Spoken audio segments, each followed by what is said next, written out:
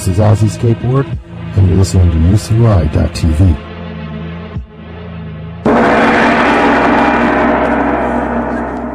Parental discretion is advised.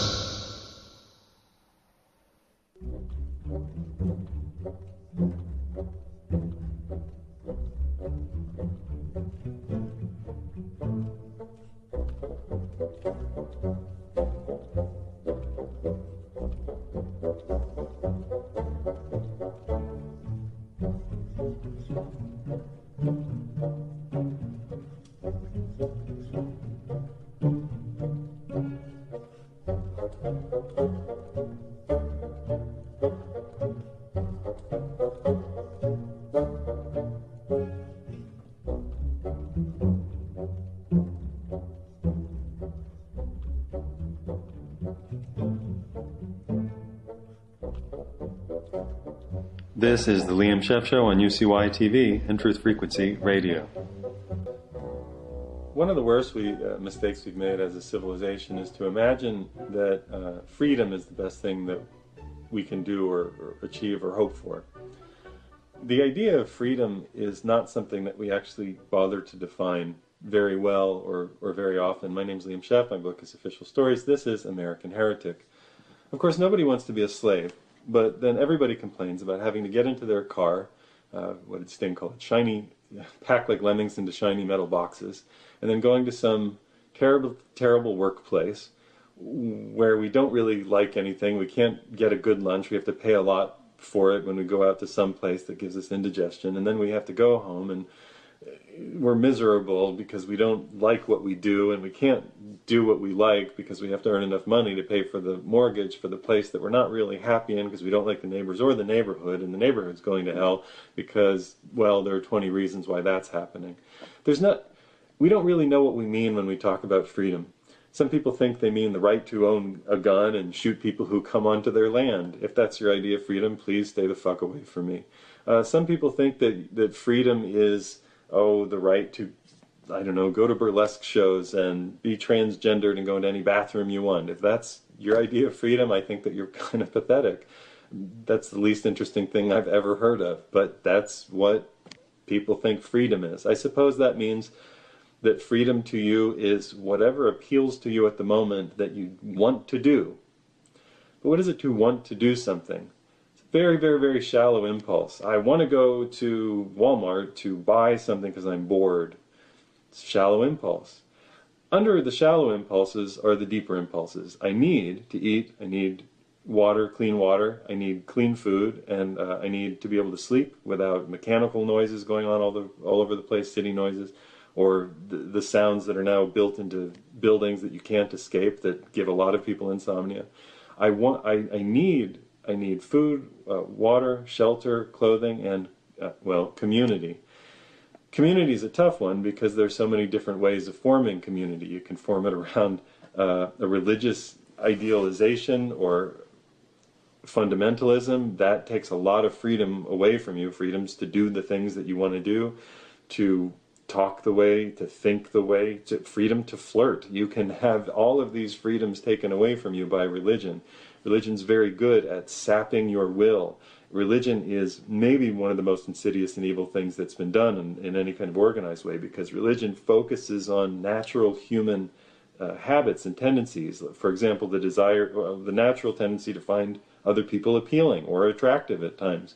And then you're told that if you think that, then you're a sinner, and then that's your community, and you belong to this thing, so you're constantly anxious, and you have to go to the people who say they're in charge and confess to them and throw some of the money that you got from doing something that you didn't necessarily like to do, so that you don't feel that you're a sinner for finding somebody attractive, somebody's wife or husband. Well, they're kind of cute. Oh no, I sinned. Civilization is, that kind of community is a way that we rob ourselves of, our own right to sort of think and feel. Now you can say our right to think and feel is a freedom, and that it's important to be able to express that, and maybe it is. It certainly drives people crazy and makes them neurotic when they're not allowed to think and feel and express just a normal range of human thoughts and feelings.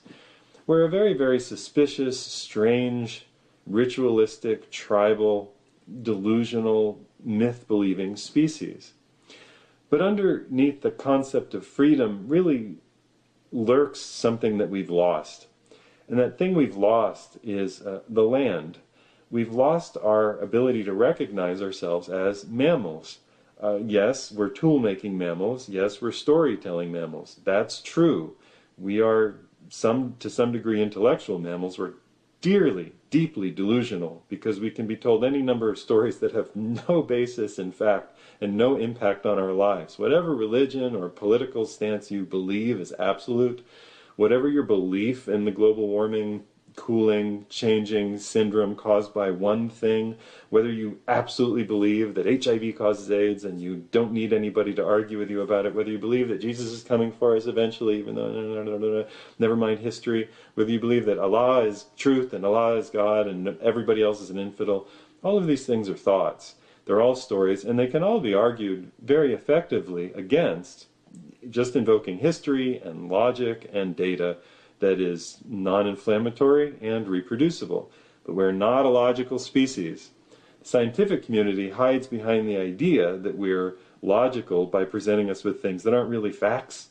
They're statements, they're stories, and then it defies us to go figure out where they lied, and then it calls us liars for not believing them. We're hardly free. We're in a system in which our food comes from very far away, but we're so separated now from having to go through the process of getting that food or raising that food. And we thought that would give us freedom. Somebody said, well, I don't want to farm anymore. I just want to, well, be a transgender hippopotamus all day long. I know, beating up on the transgender hippopotamus. Somebody said, all I want to do all day is pray to whatever I believe in. So I'm not going to do anything relating to procuring food anymore. But what I'll do is I'll make some pottery and I'll trade you some pottery, which is valuable, and you'll give me the food, and that seems okay. Civilization or towns or moved from being tribal to being something like, well, the pre-industrial world by that exchange of goods, and nobody can really say that's a terrible thing. You'd say, well, I don't want to farm all day. I want to make pottery. I want to paint. I want to be a bard, and if I'm good at it, shouldn't I be rewarded for that? Yeah, okay, sure. But now all of us are separated from the needs that we have. None of us grow food. Nobody grows food. And if you do, you grow this much in your backyard when you get back from the job that you don't know how you feel, if you fucking hate it one day and you're okay with it the other day, but you're hoping for that raise so you don't have to work as much. But you will work really hard for the 10 years so that you can retire after your second heart attack. Where it's totally separate from the land. And our government is absolutely missing the point. Our government is missing the point. We shouldn't be more separate from the land. We shouldn't be more dependent on the Monsantos, Syngentas, Cargills of the world. We should be more dependent on local communities to procure food. Now, there's a problem in procuring food in local communities. Even in areas that could grow food all over the place, like Fort Lauderdale or Miami, you couldn't grow food on the streets because fruit will fall down and hit somebody on the head and you'll have a lawsuit. It'll hit a car and the car will kill somebody. And people say, that's enough of growing food on the streets. We need to let the professionals grow food. The professionals at Cargill and Monsanto and ADM, supermarket to the world.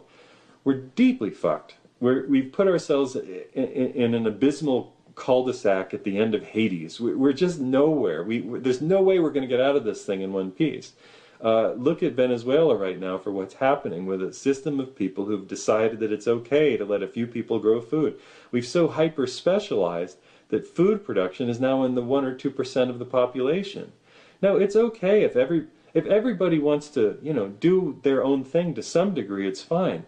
But we think that freedom is the right to play video games all day long and eat petrochemical swill that comes out of the a-hole of some factory in God knows which country or which part of this country. Doesn't matter. We think that freedom is, I want to do what I want. I'm playing Halo number 10. I want an Xbox 7. We think that freedom is the ability to be fat and lazy. Libertarianism has so devolved from a position of slave-owning Jeffersonian sort of ideal of, well, we should all be able to pursue our interests. Feed me, slavery, to the idea that we're actually supposed to be connected to the earth like a mammal on a planet. we're not free. The more we try to separate ourselves from our natural destiny of being a mammal on a planet, the more we enslave ourselves to a system that, if it breaks along any of an increasingly long chain, increasingly fragile long chain, if it breaks anywhere, millions of us can die overnight. Millions of people can die overnight if the power goes out in Chicago in the winter. Millions of people can die overnight if there's a Midwestern power outage in the coldest nights of winter. Millions of people can die a night if the same happens in summer in the hottest regions of the country. Millions of people can die in a few days. Tens of millions. Because our system and our of delivery of electricity, of food products, food-like products, as somebody said, food-like products, is in such an increasingly fragile and long chain that we should be terrified. My name is Liam Scheff. My book is Official Story Support, Independent Journalism. This is American Heretic.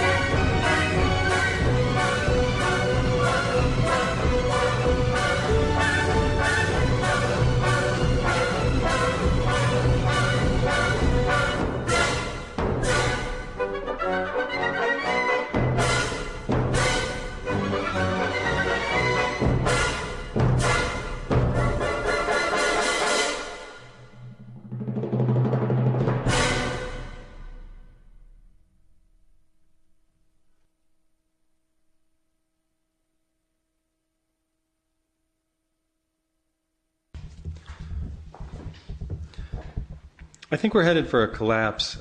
This is not something that people really enjoy talking about, but I think we're headed for a cultural collapse. And I don't think it's going to play out the way that it's sometimes sold to us.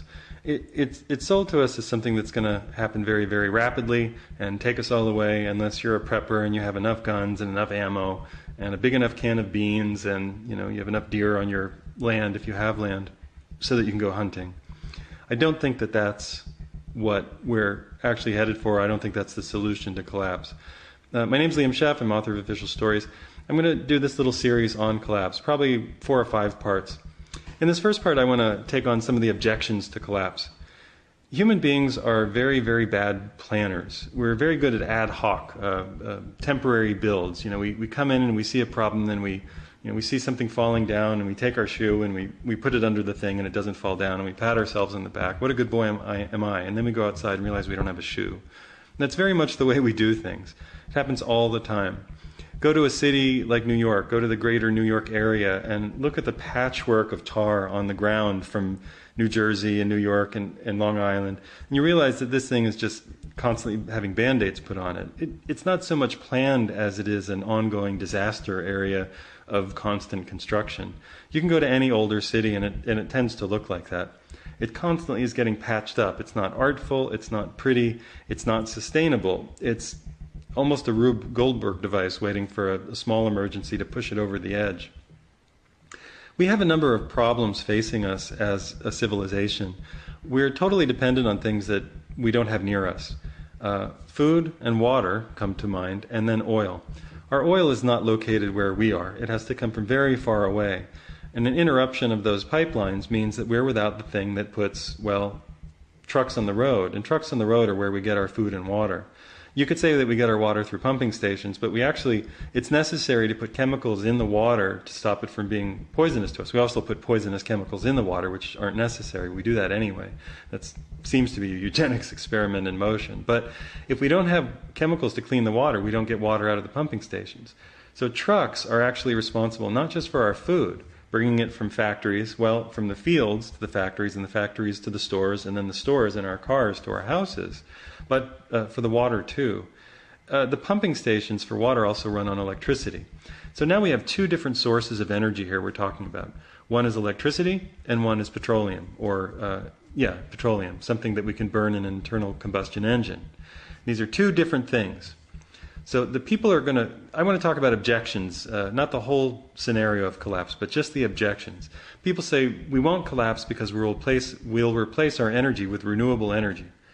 Remember what I just said. We have two kinds of energy. One is petroleum and one is electrical. We make electrical energy by burning coal, sometimes nuclear, a tiny, really impractical amount wind and solar. I mean, a nothing amount, less than 2% nationally, probably less than that. Geothermal, some hydrodynamic from dams, but all the big waterways are already dammed, and they really are too, and they're all in decline, and we have that problem going on with our water system too. So it's unlikely that we're going to build a renewable energy system out of something that's already in decline and is no longer sustainable. What about new energy? Here's my favorite. People will come along and say, well, we'll replace it with zero-point energy. Now, to entertain this is tough because there is no such thing as zero-point energy. There's no working model. You go to web pages and they have suppressed science. Oh, there's zero-point energy and we can have all the energy we want but the government won't let us.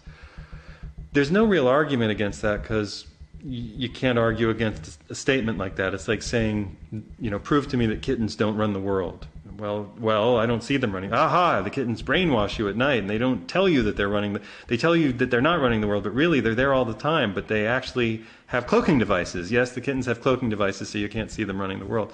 You can't really disprove a negative. It's very difficult to kind of argue with that kind of statement because it's already fanciful.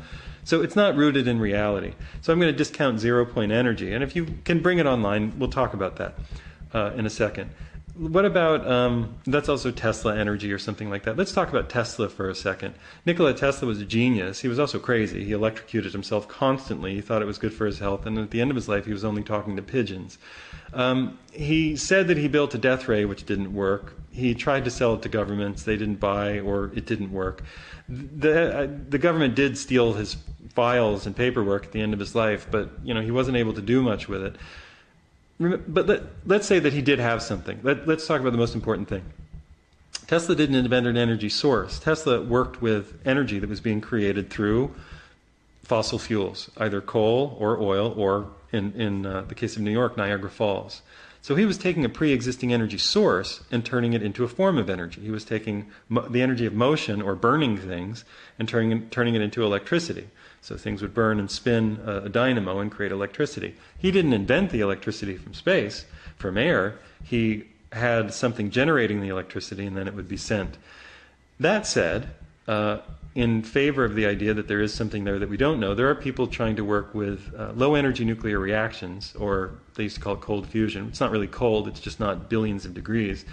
And that idea is that there are properties of atoms that we haven't yet explored at the electrodynamic level, at the electromagnetic level, where small atoms can be manipulated together to release more energy than it takes than you put into them to get them to release it. In other words, you get more energy than you put in. Now, any chemist or any good physicist will tell you that violates a law of thermodynamics. You're getting more than you put in. You can't do that. So you have to shrug your shoulders a little and say it's speculative. Nevertheless, there are people who have claimed to have good success, or at least, an initial success with what they call LENR, or low-energy nuclear reactions. They used to call it cold fusion. So you can hold out a little hope there. But let's grant hypothetically, or really fictionally, that Tesla had some sort of energy source that he could draw from the atmospheric electrical current. Let's say he was that kind of genius and he could do that. Let's talk again about where we get our food and water. Our food and water comes on the back of trucks. There are something like 240 million motor vehicles in the country. 2.4 million of those are the right number? 24 million trucks, commercial trucks? Maybe it's more than that. I know that there are 2.4 million large tractor trailers in the country, and 240 million or 250 million motor vehicles going around the country all the time. Those don't run on Tesla free energy. Those don't run on anything but petroleum, and the petroleum industry is not in great shape. The petroleum industry seems to be looking at going out of business all over the place. You then can enter the conspiracy concept about oil and say that oil really is made by the earth.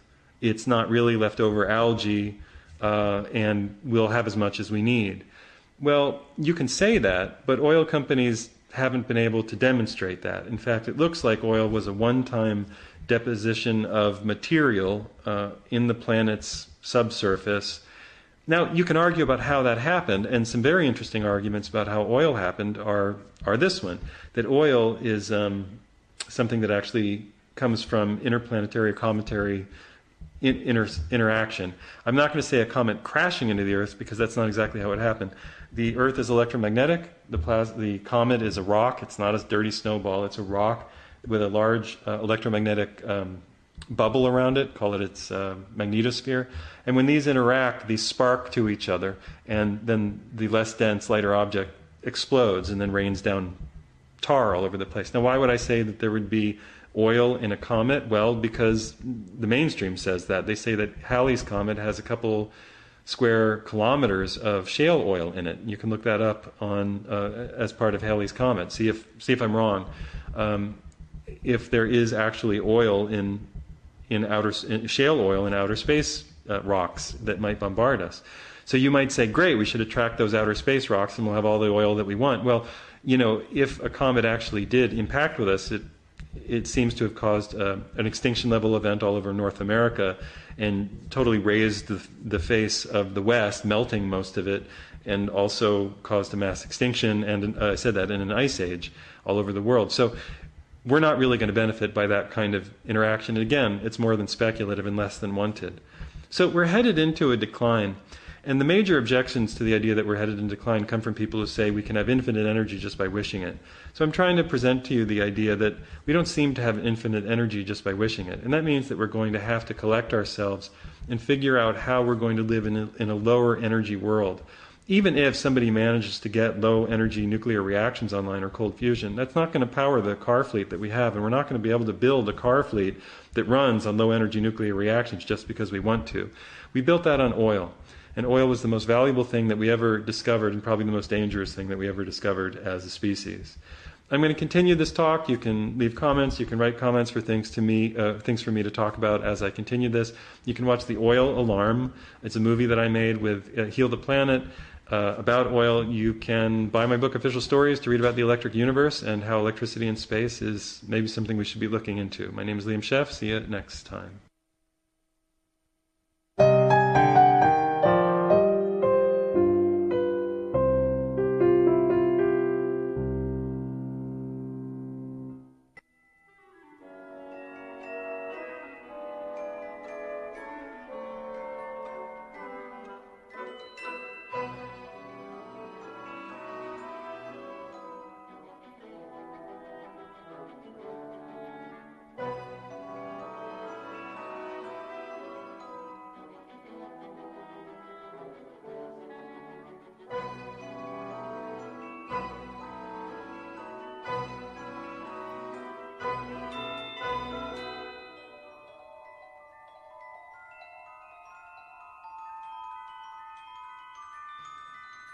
You'll meet all kinds of people on the internet.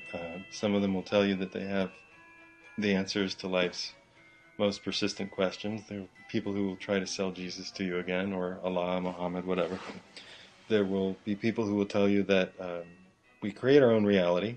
They fail to look outside and realize that everything is made of oil and by the oil companies.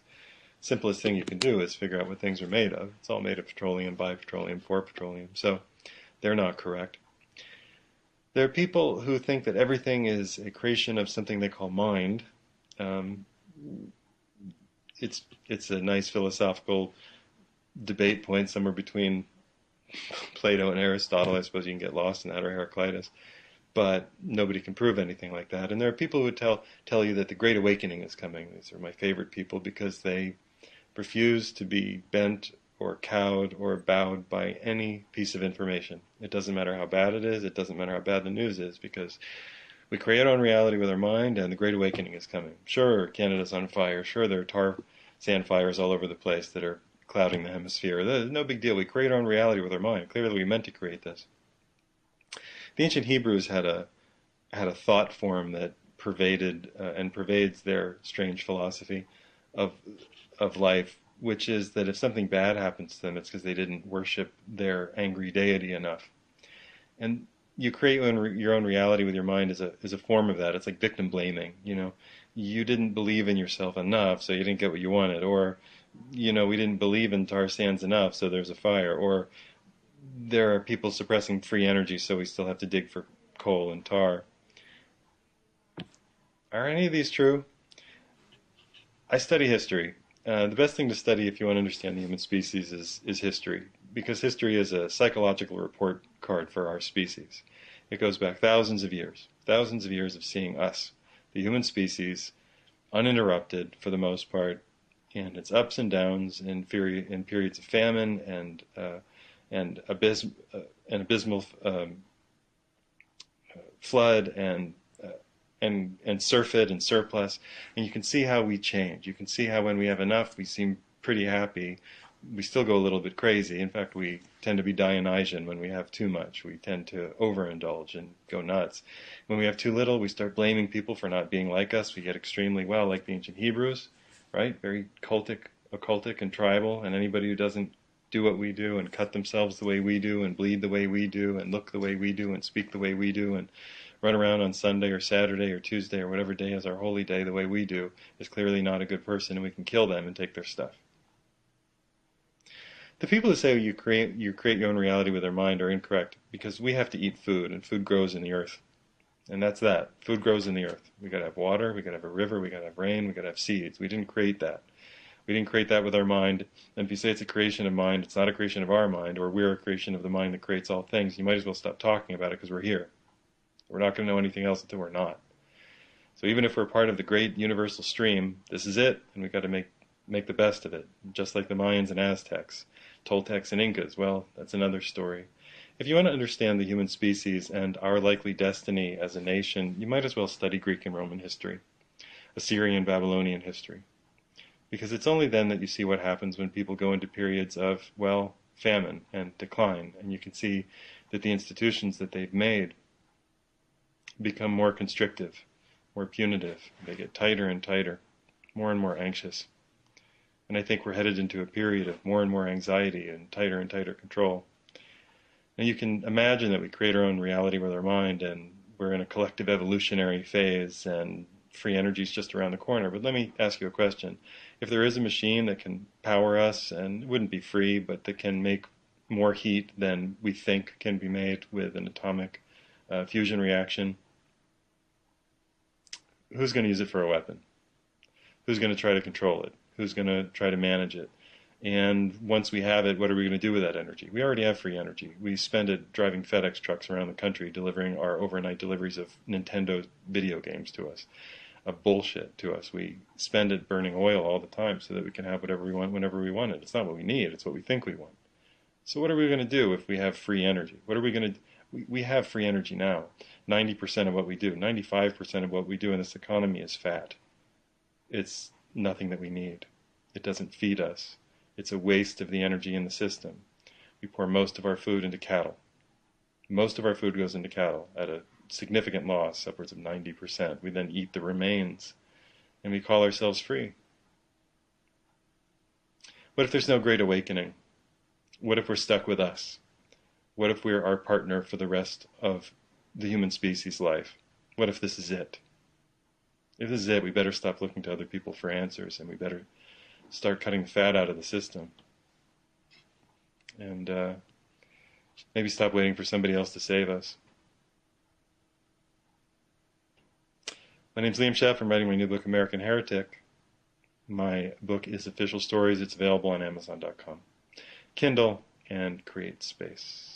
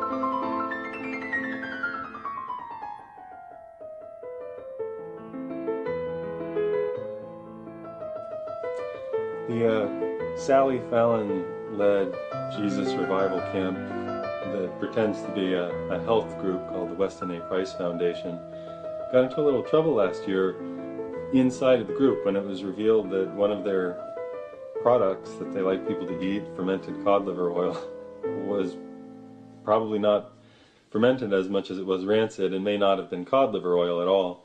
And that went on for a while in that little group, and they fudged it out. Sally Fallon and the other person in charge of the creation of the production of the cod liver oil were fairly absent and really criticized from by members on the inside for not really caring about the health of this community that's grown up around the idea that a dentist who traveled and was really not a very good anthropologist and was the person, the guru that we should all follow for the rest of our lives. They then took his message, which is to eat a lot of oats and I think wheat, legumes, some milk, fish, and converted that into a Midwesterner's wet dream of eating as much cheese and dairy, and as long as it's raw, I guess, and butter and sour cream, and big pieces of animal flesh and brains. Put brains in everything. Just crack open heads and put that inside of everything. Just sneak it into your...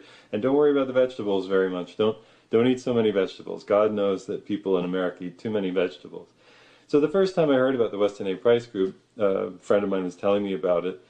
She was telling me this stuff, and I thought, this does contradict not only common sense, but long-term studies done. She said, soy is the enemy, soy is evil. I thought, can you show me any long-term population studies in which soy is the problem? Because I can show you populations around the world which eat, when they eat large animals that are farmed animals, the rates of organ cancers go up.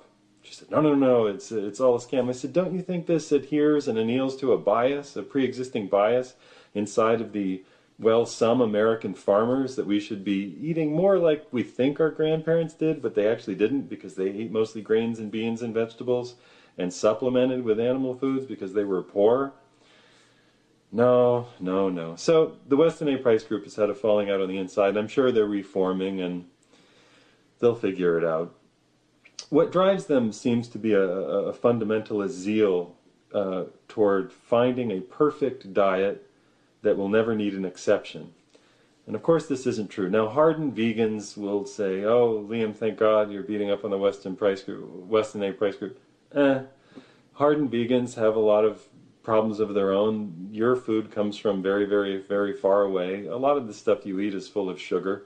If you're a hardened vegan, you give yourself carte blanche to eat as much sugar as you want. Maybe not the health-minded people, but the hardened vegans say, I won't eat any meat, but I'll eat this 20 gallons of soy ice cream that has cane sugar in it, and agave, and all the rest of the kinds of sugar that people eat these days. That's not good for you. You know that's not good for you. There is no diet that's going to satisfy everybody at all times, and we're definitely not an apex predator. We're definitely not top of the food chain. So the idea that we'd run around in the old world eating aurochs and giant hoofed animals that could trample us as our main source of food is ridiculous. We're an opportunistic, low on the food chain, rather cowardly omnivore. It takes a lot of people to kill a big animal, and then you got to share that. And you're talking strong people who can chase and hunt and run. And then you got to share that with everybody else. So you're not going to get a big chunk of meat after that, and you can't hunt the things into extinction, you hunt them into extinction. We're not a very careful mammal. We're not a monkey that ever had to plan very far in advance. We seem to have grown up in some sort of, we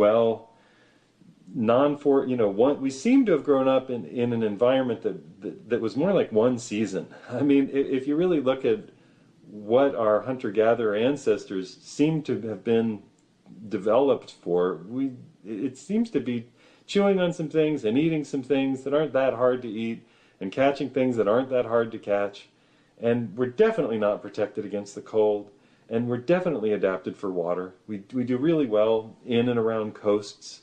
So the idea that we lived in the Midwest, or that we, herded reindeer or something as an origin place for our species, however you think we came about, we're definitely adapted to eating pretty low on the food chain because we're not that tough.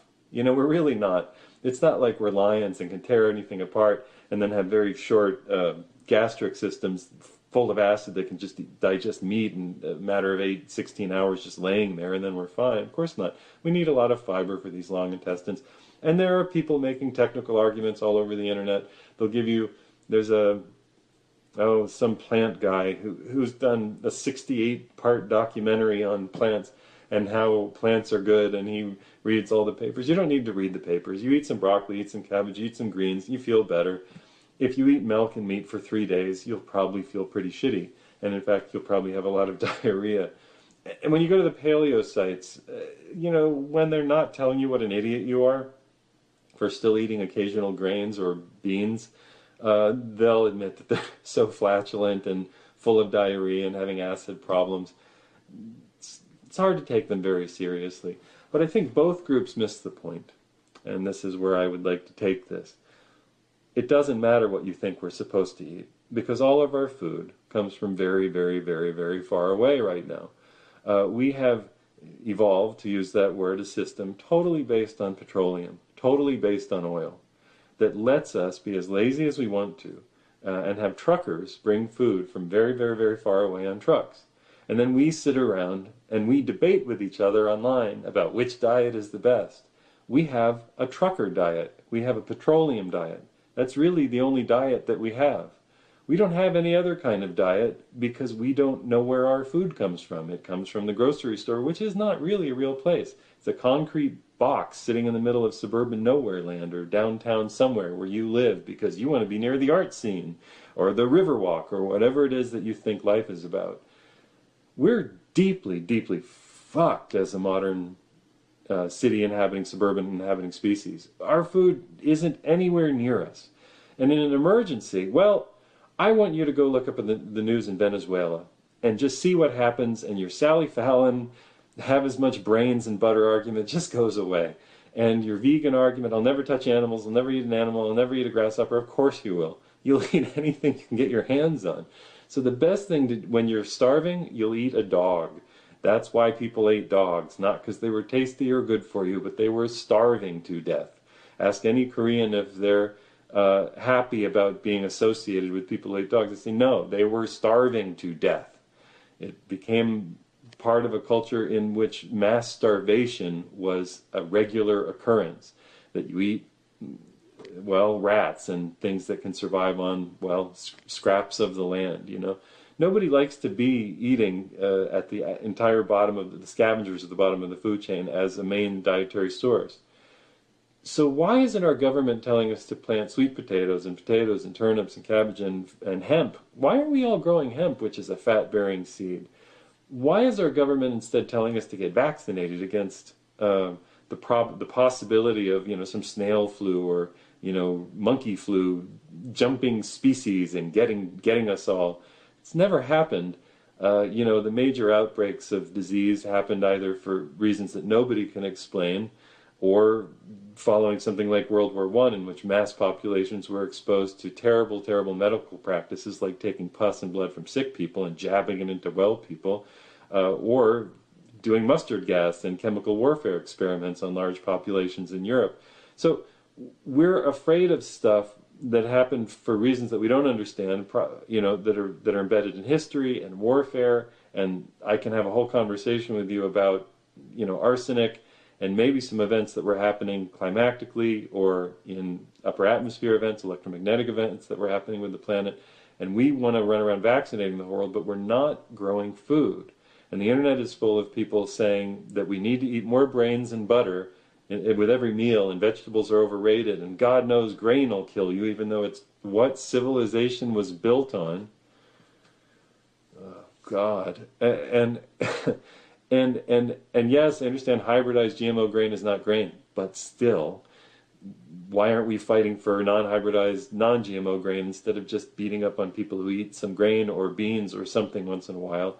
And why aren't we planting gardens where we live? We're not going to get out of this thing in any better shape than the Venezuelans who are now standing at police barricades to try to get, well, anything that they can. My name is Scheff. My book's Official Stories. This is American Heretic.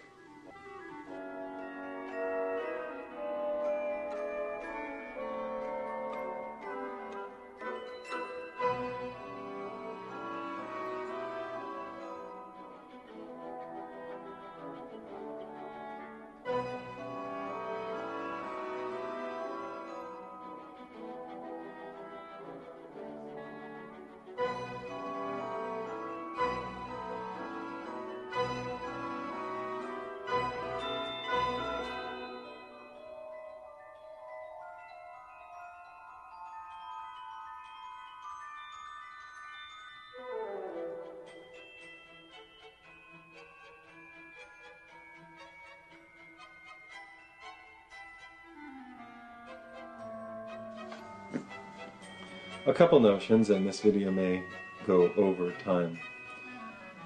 There are as many diets in America competing with each other as there are people with harebrained ideas about how to lose weight or what the new perfect food is.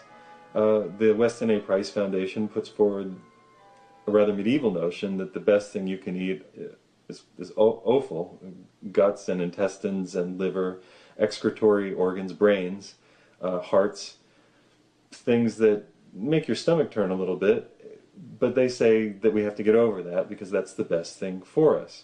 The Paleolithic people insist that we need to be eating as much, well, meat, lean meat, I think, as possible. Well, there are different schools of Paleolithic dieting. None of them, of course, come from the Paleolithic itself, which is a period unknown to us except through a few bits of remained fossilized vegetable, lentil, early barley material in the molars of early humans or even Neanderthals. Nobody really knows what they're talking about when they say paleo. There are no Paleolithic vegetables because we've hybridized all our vegetables long ago during the period of, well, the advent of farming.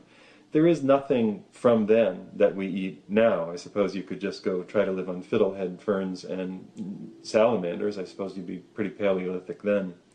There are the vegans who eat, well, a lot of soy and hopefully non-genetically modified soy. Certainly more soy than you probably get anywhere outside of Okinawa, which is to say that Asians have always eaten a lot of soy, and it was one of their primary food sources, and it seemed to do fine for them as a race or group of people in holding a massive half-continent under civilization and creating a bureaucratic method of governing a great deal of, well, China, Asia, Korea, etc. The idea that soy is a terrible, terrible problem because it contains some anti-nutrients is something that I'll get into. And then there are the moderate eaters in America, the Michael Pollans of the world, who insist that we're omnivores, but I think miss something important in that equation. In America, we have to understand things as reductionists because we are a so-called scientific nation. We don't believe in woo science, so we can't talk about energy in food. But food is, of course, energy. It is nothing but collected or collated energy that comes in through the sun and then grows through the magic form of plants that are here for reasons that no one can really explain through simple Darwinism.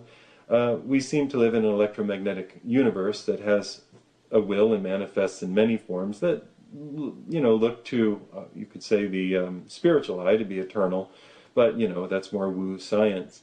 Chinese medicine, macrobiotics, Ayurveda tend to look at the world in an energetic perspective. The paleo people don't, the Weston A. Pricers certainly don't, the vegans don't, and the Michael Pollans of the world don't look at the world as a series of intersecting energies.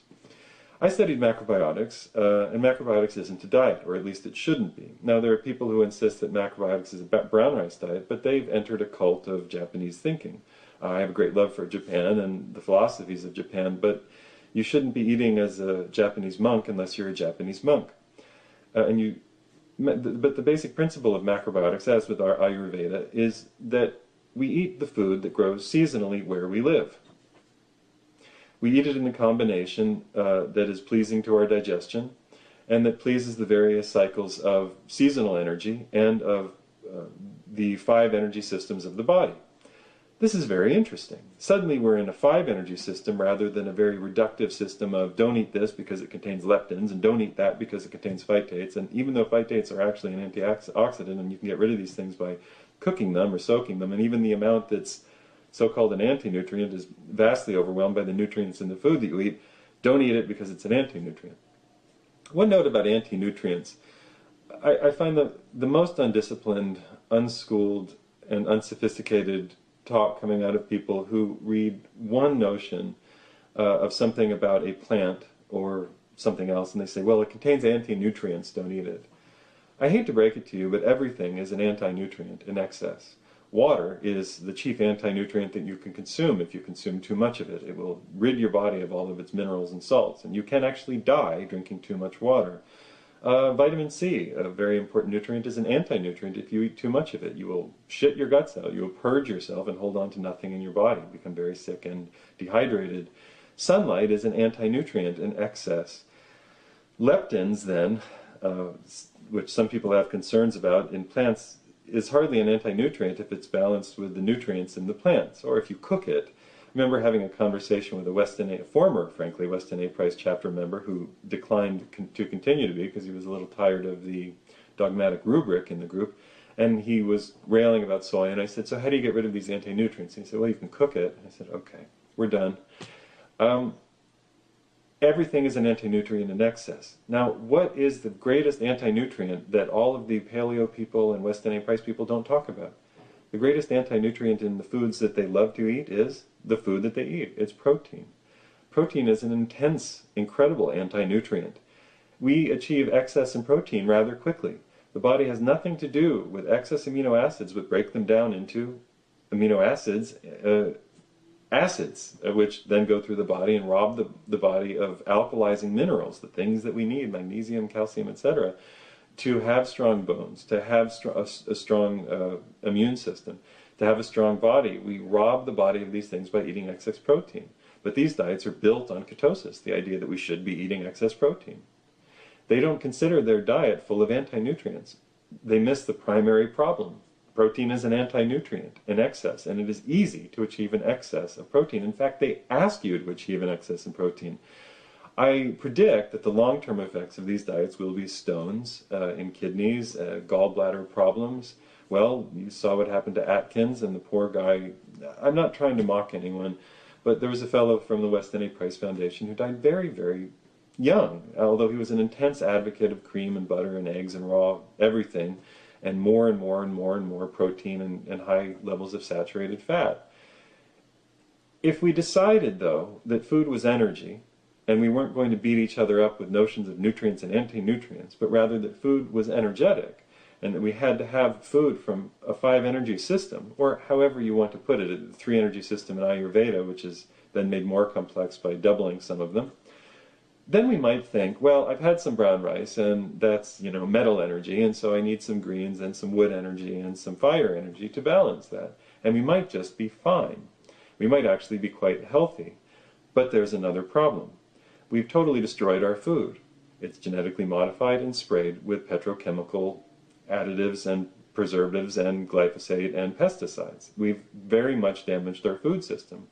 Our food growing system is based on mass industry rather than what we should do locally to support a healthy population. We don't have a healthy population because we don't eat food. We eat food that you could put a pH, a pharmaceutical signature in front of rather than actual ancient food. There's another even more significant problem. Even more significantly, none of us actually eat food. All of us, nobody's on the diet that they say they're on. All of us eat food that comes from one place. Do you know where that place is? The place is called a truck. I don't care if you're a vegetarian, a fruitarian, a meatitarian, a carnivoritarian, or an omnivore, you're actually a truckitarian. All of us in America are truckitarians. There's no way around that. I don't care what diet you eat. Everything that you eat comes on the back of a truck.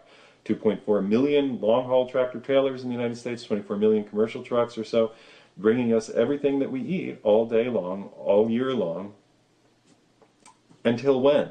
Till there's an interruption in that most important thing that we imagine that we don't actually eat. Gasoline. Gasoline and natural gas. Natural gas to make the food grow in the fields. It's turned into anhydrous ammonia, which is a fertilizer that we get from taking an oil product and spraying it on our dead fields. We're truckitarians. We're oilitarians. We're petrolitarians. We are in a shitload of trouble. Because instead of thinking about where our food comes from and whether we can sustain ourselves in the advent of an oil decline, we're busy beating each other up on useless, endless blogs about leptins and phytates and, well, whatever it is that you think is important to you. The vegans will lose, and the Weston A. Pricers will lose. And only the people growing food locally will win, and that food is going to have to be the stuff that grows quickly and abundantly and provides enough nutrients so that we don't just fall off the face of the planet when we run a little lower on gas, when it gets very expensive. My name is Liam Scheff. My book is Official Stories. You can support this message of, I think, independent journalism by putting a couple dollars into the PayPal. It's much appreciated. This is American Heretic.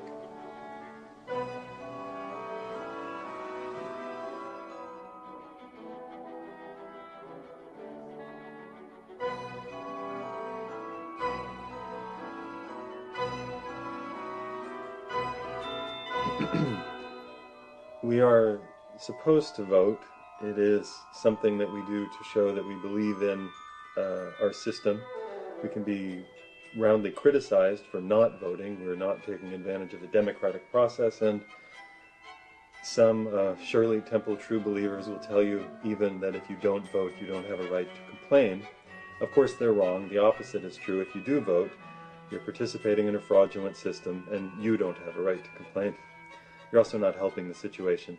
Now, this may be controversial to some of you and absolutely matter-of-fact to others who've, abandoned the storybook version of what we were told growing up about elections. Let's maybe define what we mean by an election. Maybe we should define what we mean by America or a country, or even what we mean by president. I think we say we're going to vote for a president because we believe in America. We don't really know what we mean by any of those things. So who's the we, first of all? We consider ourselves democracy. We're also considered a republic. These words actually mean the same thing. They mean power, res, or, krasi. Demos and krasi is Greek, and it means essentially rule by the people, I believe. And res publica is Latin, and it means rule by the people. So we have two different ancient languages telling us what we are. We're ruled by the people. Which people? Both of these terms in their cultural context had very specific meanings. They didn't mean the people, they meant the wealthy. They meant the wealthy land-owning men, slave-owning men. So if you're a wealthy land-owning man who also owns slaves, you can go to a council and you may be heard. Fuck off, everybody else. It doesn't matter. The founding fathers of our country said the same thing. If you're a wealthy, land-owning male who owned slaves, you could be heard. Fuck off everybody else. It's very clear. Fuck off everybody else. So, of course, that's offensive to our pride. We grew up in the shadow of Jean-Jacques Rousseau and, who's the other one?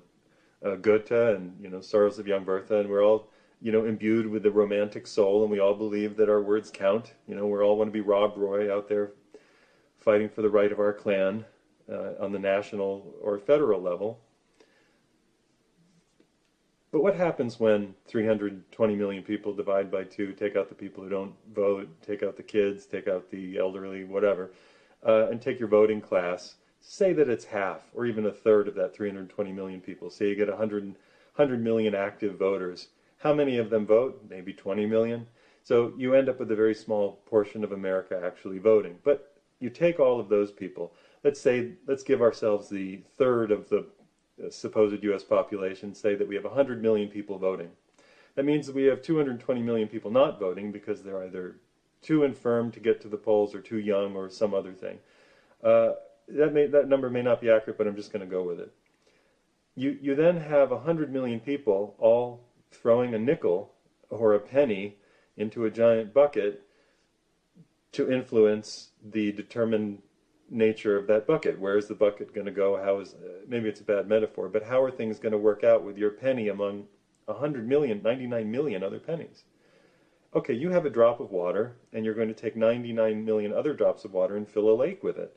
To what degree is your drop of water going to be an advantage or a disadvantage in the lake? Number one reason for not voting, it's too dilute.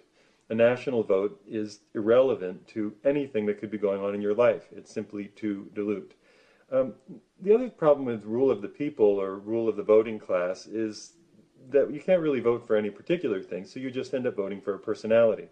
It's impossible to vote for actual issues that you care about when the center of the body politic that you think you're voting for is either 3,000 miles away or even 50 miles away, but not respondent to you. In other words, Washington, D.C. has no need to respond to any particular town in America. It simply has to respond to polls. And those polls can be adjusted and reconstructed and put on media, and you can be told what you actually are concerned about rather than having anybody care what you're actually concerned about. You may not even know what you really should be concerned about because you're too busy watching TV and being told what to be angry about.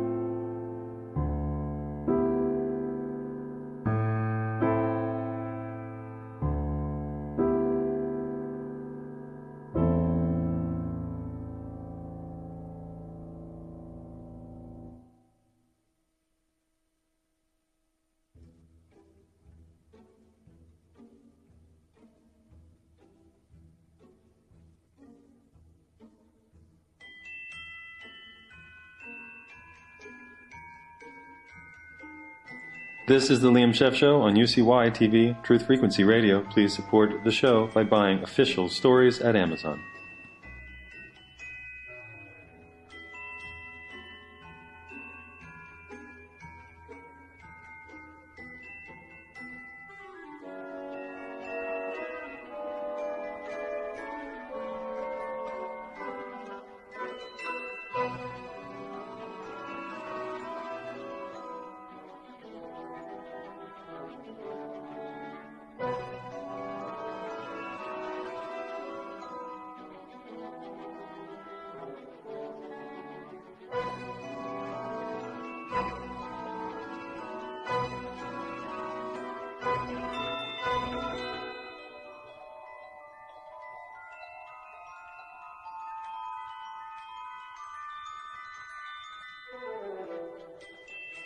People are very easily misled by propaganda, and we can be enthused and inflamed by the simplest rubrics, the simplest rhetoric. Somebody can come forward and say, hey, that guy's stealing money from parking meters. Should we kill him or shouldn't we? Well, everybody suddenly has an opinion. We shouldn't kill him. And people write dissertations about whether we should kill somebody or not kill somebody. Meanwhile, where does your food come from? Where does your water come from? Nobody pays attention to the simple things because we have forgotten, in the era of Rousseau and Danton and Robespierre and Napoleon, that or past, we're great-grandchildren of that era, where we forgot that we're actually mammals on the planet, and we're not living for a philosophy of freedom alone.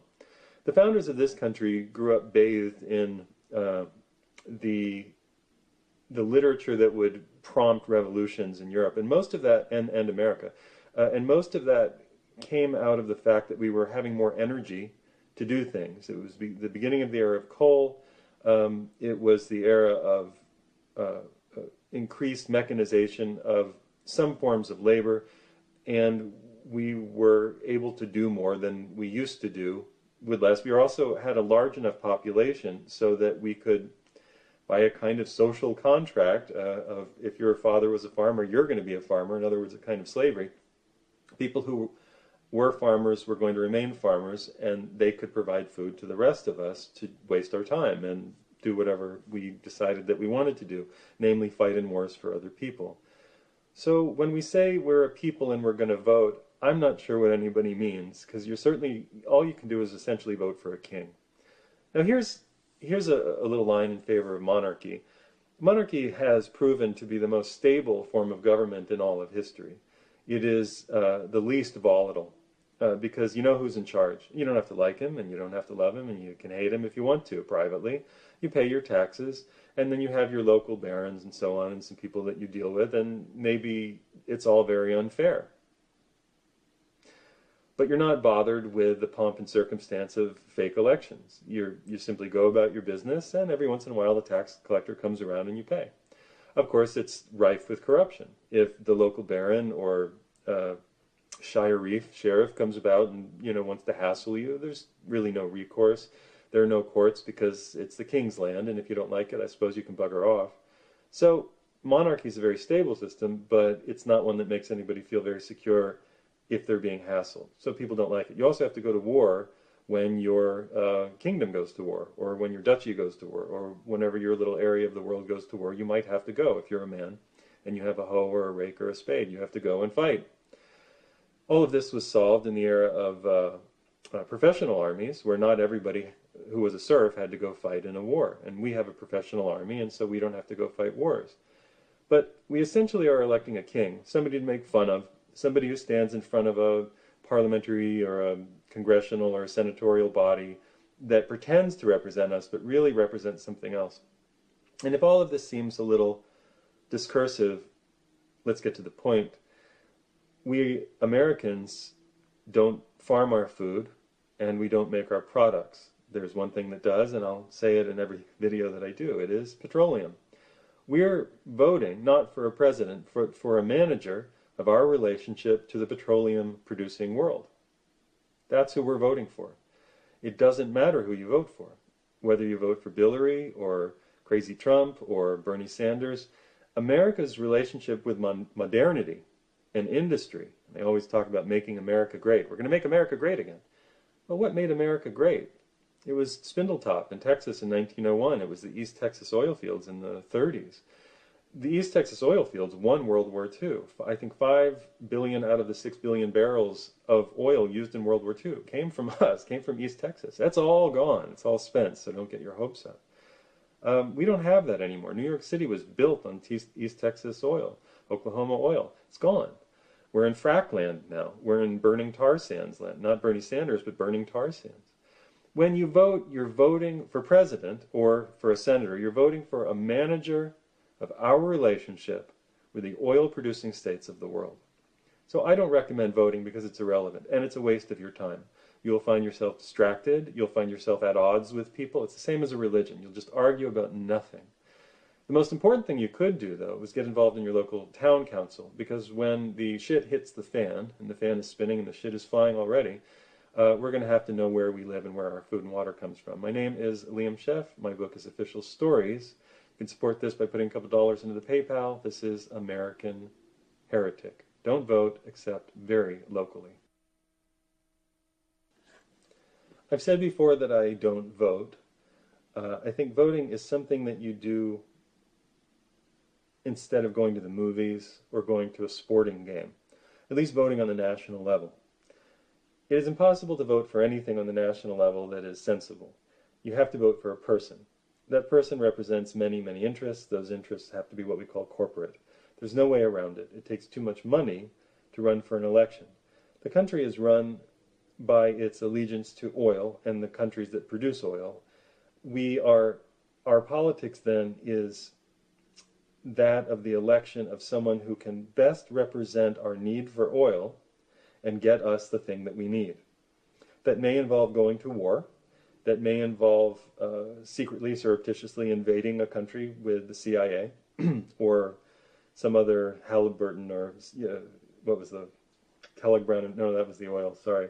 Some other, well, I think Cheney was involved. But anyway, the guys who are involved in oil are always involved in the mercenary business too. They have to be the same business. In the Roman Empire, of course, the business of the army had to do with that of controlling and managing the empire. The business of feeding the army didn't have to do with oil, it had to do with grain. So much for grain being poisonous. Roman soldiers were fed, rye porridges. Of course, nobody was a vegan, but they were fed rye porridges as a means to go on long marches, because that rye is very strengthening and has a lot of energy. We don't use rye porridge to feed our army, we use oil. We use it to run the machinery that is the strength of the army. The people themselves are fed Monsanto land putrid garbage and injected with every manner of poison because they're essentially slaves. They've given themselves in to be subject slaves of of the very broken crown. I'm elliptically quoting Sting, who's a very good poet at times. I don't vote because we are a storytelling species, and we are a tribal species, and we are a tool-making species. There's nobody who you can vote for who will do anything but lie to you and tell you a story that flatters your particular view of the world. When your view of the world is flattered enough, you may consider voting for him, or, in the off chance, her. Mostly we vote for men because we are a military-industrial society that comes out of the Roman society, that comes out of the Greek, in some ways, society, that comes out of the Babylonian and Assyrian society, that comes out of the herding, pastoral is a very nice word, we shouldn't use that, we should use herding culture, that run animals as capital. Actually, the heads of cattle were called capita. So we're a capitalist culture that runs life over the land so that we can bleed it and eat it. We need new land to feed the things that we run over the land and bleed and eat. But we don't do that so much anymore. We pen up all of the things that we eat in little areas so we don't have to see their liveliness, and then we kill them and we don't see that either. We don't see the blood in the guts spilling out or the screams of very, very, very large mammals who don't like to be killed. I'm not a vegan. I have been off and on, but it's too off and on to call myself a vegan. I'm more macrobiotic, and I accept that there is a certain amount of pain induced in the eating process in life. That said, I try to eat pretty low on the food chain. Americans are used to eating very high in the food chain, and we vote thinking that voting will allow us to continue to be, well, kings of the mountain. Let's think about what made America great. I've said it before, I'll say it again. we think America is great because we vote. America is not great because we vote. A very small portion of the population votes. At any given time, a certain volume of the population is not entitled to vote. They're either prisoners or minors under a certain age in certain states, or they're frankly too old and can't make it to the polls, or they're like me and refuse to vote because they think it's a sham. But for whatever reason, people don't vote. Voting for a person isn't the same thing as voting for policy. Anybody who voted for Obama, the whole Jon Stewart brigade of voting for Obama, Matt Damon and Jon Stewart, I suppose, who both had to lose their virginity at some point in the belief in this system, found that voting for a person isn't voting for policy. When you vote for a person, you vote for the oil states of America, because oil makes everything run. I don't vote, and it is impossible to vote on a national level because, again, we're tribal. And if you accept that we're tribal, you'll accept that what we do on a national level is refocus our tribal psychology onto a national agenda. Our tribal psychology says that there is an us and that there is a them, that we must have ritual, we must have some pomp and circumstance, we must have elders that we respect, regardless of their behavior, and many times regardless of their behavior, and we must have a code of laws because we never know exactly what's going to happen. And the code of laws must be overseen by people who seem to be impartial. And every tribe has their version of this. There's somebody who you can complain to, whether they listen to you or not. The fact that they're there to be complained to makes you're told that that's good enough. You're in a good situation. Well, you got to complain. I know they still stole everything from you, but you got to complain, didn't you? And that's essentially our judicial system. You know, you get to complain. Or if something really bad is done to you, you get to complain. Of course, the judicial system can be more effectively used by criminals than by the innocent. The innocent can be accused of anything, and the criminals running the legal system or pulling on the levers of the legal system that were put there to protect the innocent can be easily pulled by narcissistic criminals to hurt anybody who's not actually doing anything wrong. Wrong place, wrong time, standing up for the wrong person, growing the wrong plant, you name it. There are plenty of people in jail for no reason at all. So we project our tribal affiliations, our mindset onto a national agenda. For a long time, being brown-skinned in this country was tantamount to being considered a lower class or a criminal. In fact, it was. For many people, being brown-skinned is still to be, considered being a criminal. I suppose it doesn't help that people who are brown-skinned weren't given the educations in the 1700s and 1800s in their families that allowed them to accrue vast quantities of wealth so that their crimes could be conducted on Wall Street rather than the local neighborhood street, just in case they need to get something. Criminality is truly in the eye of the beholder, and it changes forms from group to group, but never really stops. There's always a violation of the law here and there, because the law is never really ethical and doesn't really look out for our needs. It's sort of a bottom line, I guess here we'll cry foul, and it's never very clear. The history of the Catholic Church should make it clear that the law is mostly irrelevant when it comes to our belief system. I don't vote because our belief system isn't affected by voting. Our belief system is affected by our circumstance. And that's the bottom line of elections. Nobody believes anything until they experience it. Or I should say, nobody believes that anything is going to get worse, or really better, before they experience it. Oh, I take that back. People believe things are going to get better all the time, and they don't. People don't believe things are going to get worse until they experience it, at which point they begin to blame the Jews or the black, they begin to blame the typical scapegoats. Whoever the culture says are the scapegoats, you blame them. If you're a Muslim, you blame the Hindus. If you're a Hindu, you blame the Muslims. As Tom Lehrer said, the white folks hate the black folks, and the black folks hate the white folks. They hate all but the right folks is an old established rule. And so it is. So I don't vote, not nationally. I would vote in a local election, but you can't affect the tribal mind and the tribal mindset through an election. All you can do is tell people what they're supposed to believe. Whether they believe it or not is a different story. Now you can enforce a law, and over many generations it may become the law of the land, and people may see it as just because it's been there for a while. That happens. I suppose that has some value, and there is a need for law, certainly. But laws are never really quite ethical, because they can't be. Because ethics has to be circumstantial. You really have to be in the tribe and understanding the activity of the people in the tribe to understand what's reasonable and what's meaningful. I don't vote in a national election because we are not a logical species. And voting comes to us and appeals to us as though we were a logical species that could truly, by virtue of pressing a button, change the destiny of the human species or change the path of history. And that's never been the case. America has run and would have run just about the same way if we had never had an election. You know what? That's a very provocative statement, and I'll save that for the next one. But I'll stand by that. America would be in just about the same place, based on the volume of resources that it had, if we had never had an election for president.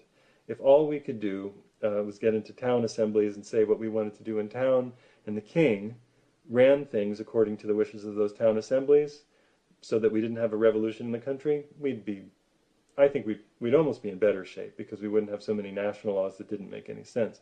And we'd have more local identity, but we don't have that either.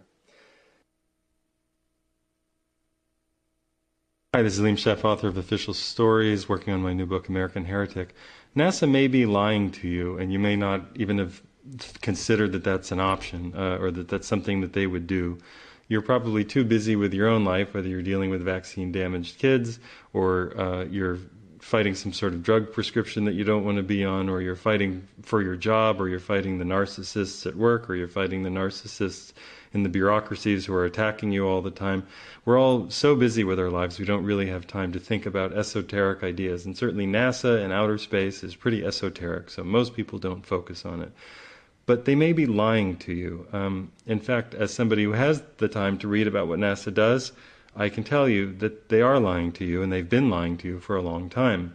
They've been stealing a lot of money, hundreds of billions of dollars at this point, truly hundreds of billions, up to something like $700 billion since the beginning of the space program, to, let me say it unkindly, put a monkey in space, kill a school teacher and some other astronauts, invent Tang, Velcro, and build better rockets for weapons that we, supposedly they're a civilian space agency, to build better rockets for weapons that threaten to destroy the world with nuclear warheads. So what else does NASA do? I can't really tell you. It supposedly peddles hope to people who think that trying to fly some guy through the Van Allen radiation belt to land on a rock is heroic. Meanwhile, down here, we're using all the oil we can to destroy the world as quickly as we can, and because of that, because people know it's not going to last, they're busy trying to build nuclear power plants to burn a little bit of uranium and plutonium to spin a wheel to make electricity. Well, NASA is stuck in somewhere in the 17th century. They're stuck in the time of Isaac Newton. They live in a world of calamity and impact. They don't understand that the universe is actually electrical. They think that everything is like billiard balls or explosions. Their chief operating science is called the Big Bang. It's an explosion. It's not a science. You can't test it. You can't prove it. It's been what they call falsified, which is scientific nerd talk for its bullshit. Oh, we falsified. Oh, you have to prove that it's falsified. Then they build all these other little models to hold it up. First, there was nothing, which exploded is not science. In order to validate it, they picked a couple things from the ether, which they say that doesn't exist. I don't want to get too nerdy for you, but they say that doesn't exist. And they picked a couple of ideas, that there were lights, that there were colors to things you could see through telescopes, and if they were a little redder, it meant that they were further away. If they were a little less red or a little more blue, it meant they were closer. And that's how they proved the Big Bang, that there was nothing which exploded. Well, it turned out that it didn't work. And when you look through telescopes, you see things that are supposedly younger behind things that are supposedly older, and that shouldn't be that way if everything exploded. If you got confused there, let me just say that it's been falsified. Big Bang has been falsified over and over again. It was never true. You can't prove it true. You can't test it. It's not an hypothesis. It's not a theory. It's not even a funny TV show. It's just crap. In order to hold it up, they didn't let it go.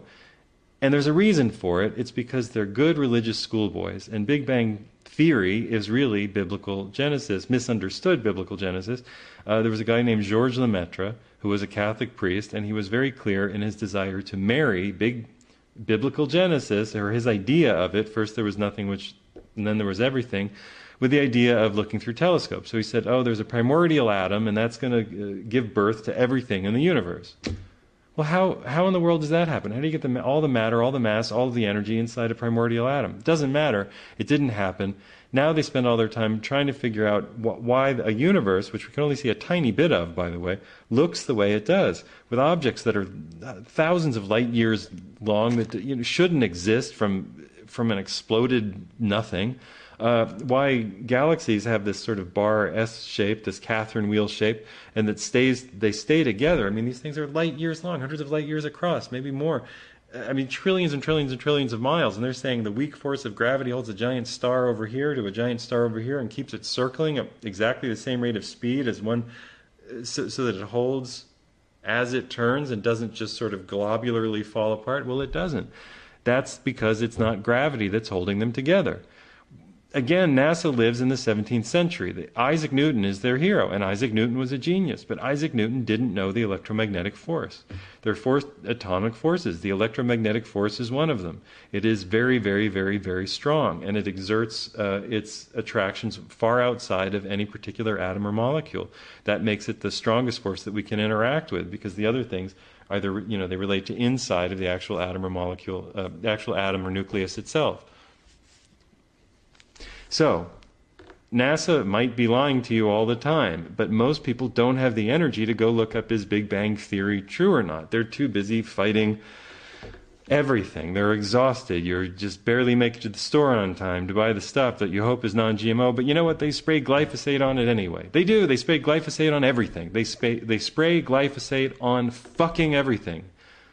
Fuckers, they spray it on everything. They spray it on wheat, on lentils, on oats, just to dry it, because you farmers up there need to get your stuff to market, so you're killing us all, you're poisoning us all by putting glyphosate on it to dry it. Okay, the non-GMO label might as well not be on anything, because everything's covered with glyphosate. So you don't have time to go home and look up, is Big Bang Theory real? No, it's not real, and it costs $20 billion a year to keep this shit going. It is absolute biblical nonsense. And if you're a religious person, you should be offended that NASA is stealing your myth to do fake science with and charging you for the privilege. Meanwhile, they're building hadron colliders over in Europe. They're trying to build some things here. They have this LIGO thing here, where they're saying they're trying to listen to black holes. It's built near a train track, a highway. They had some hornets in the thing. They don't know what they're hearing. There are no black holes. Black holes were invented to hold Big Bang non-theory together. Yes, galaxies work, and they're bright in the center because they're plasma. Plasma is like lightning, or arc welding, or neon. And all of outer space is plasma. Any reasonable astronomer will tell you that outer space is filled with plasma, which is ions and electrons, charged particles which carry currents. Plasma is not just charged gas. Enter your Chipotle joke here. It is a fourth state of matter, and it does its own thing. When you put an electrical current through plasma, it forms into these layers. It forms into these cellular shapes. It pinches down if it's big enough, if the electrical current is big enough, and that scavenges material and rolls it together like a star. Everybody who studies electrical engineering or electricity understands that electricity, anybody who studies plasma understands that plasma has unique properties. Plasma is 99.999% of the known universe. It's everything. We're insulated slightly from it. We still get lightning. We still get ball lightning on the planet. We get tellular currents, which are electrical currents underground. We get earthquakes, which are electrical. That's why all the HAARP crazies are out there looking for, they're using HAARP. No, earthquakes are electromagnetic. Go watch the Suspicious Observers channel. I don't know the guy, I don't remember the guy's name, but go watch his presentation at the Electric Universe Conference. Earthquakes are electromagnetic. Earthquakes are electromagnetic, and they relate to sunspots. There are earth spots, we call them vortexes, hurricanes, cyclones, etc., and there are sunspots. They're both plasma-induced. They're both electromagnetic. All of you global warming who think that look, I am an environmentalist. I eat as low on the food chain as you can get without just eating grass in the field. I have a bicycle, not a car. I owned a car once for a few months. I drove it twice, and I sold it. That was it. That was 23, 4, 5 years ago. So don't give me your environmental rap. I'm far more environmental than any of you out there, any of you, except somebody living in a tree. But I don't. But your CO2 thing is incorrect. Not that pollution is good; it's terrible. But radiation on the planet is worse. It's that the currents coming from the sun, the Birkeland currents, what you call the solar wind, which is really a solar current, and the sunspot relation, better predicts major weather events by far than your wobbly CO2 idea that never really pans out. And you guys don't want to just go look at sun or solar currents or solar or plasma physics. You don't want to do it because everybody's married to this biblical Genesis Big Bang shit. And it's not true. It was invented by a priest in the 1920s. Everybody laughed at him, and then all the good Jesuit schoolboys that they are said, "Oh, we can't get enough of this. We need a creation myth. I guess we'll try to prove it right." They've invented the idea of black holes to hold things together, to put energy into a universe that's governed by gravity, because they don't accept that it's a plasma universe. They put dark energy there to push things away because they don't have anything to push things away. Well, electromagnetism will do it because it repels at proximity and attracts at a distance. They put things to bring things together. They call that dark matter. Well, electromagnetism will do it because it repels at proximity and attracts at a distance. It's there in plasma physics, but you can't get the brainwashed astronomers who stare through their telescopes and write down figures about redshift and try to constantly ignore all of Halt and Arp's work or all of the contradictions to fake Big Bang theory.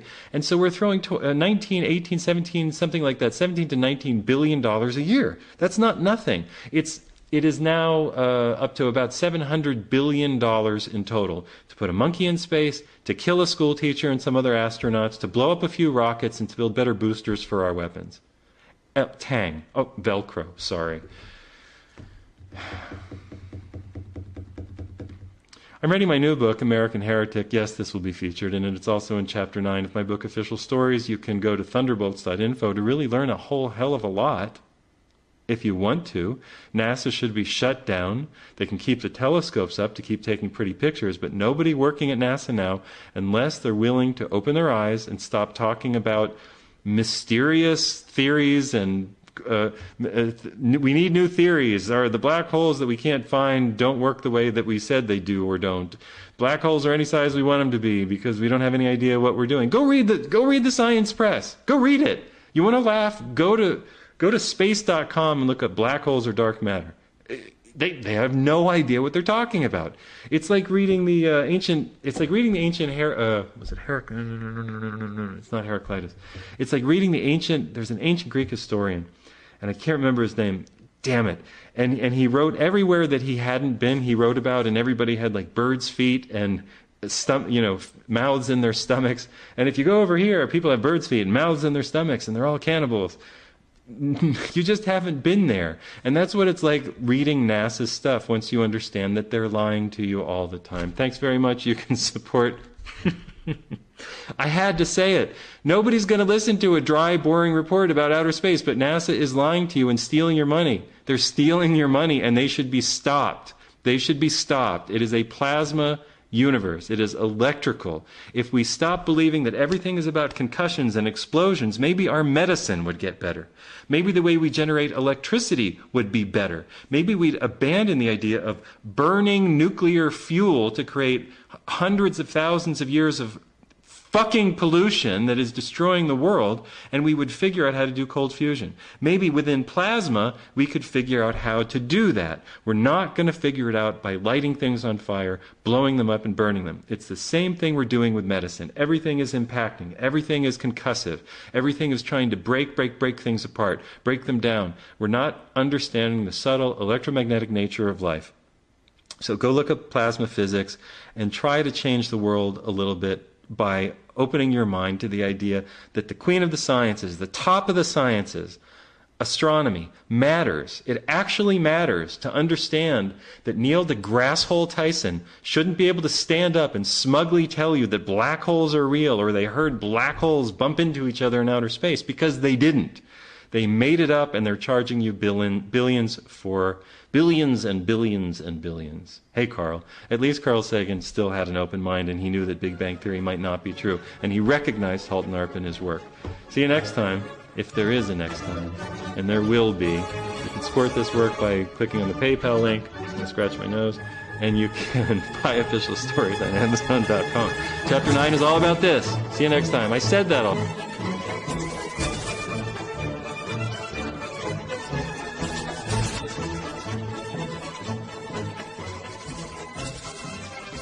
This is a very progressive talking point stance to take, that climate change is man-made and we need to lay down hefty carbon taxes, cap and trade, all of that stuff. We need to do this, we need to do this, we need to do this. It's the only way that we're going to live. All of the predictions of us, every 5 years, we're going to be drowning in the melted ice caps and all that stuff, these documentaries that come out, the Emmys, the Oscars, all this shit. What the hell, what kind of sense can somebody make of all of this stuff? Where would you start?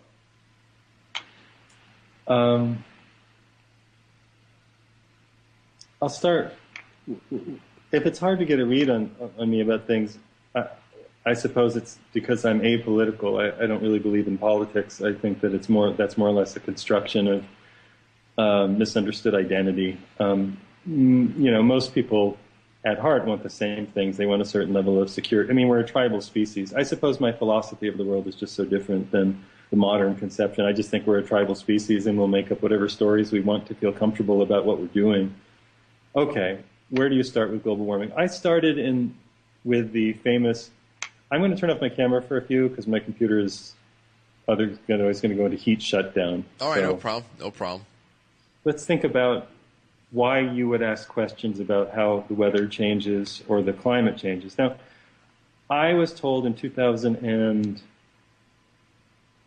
I can't remember if it was 5 or 6, by Al Gore that the debate was over. In fact, that's what I remember him saying. The debate is over.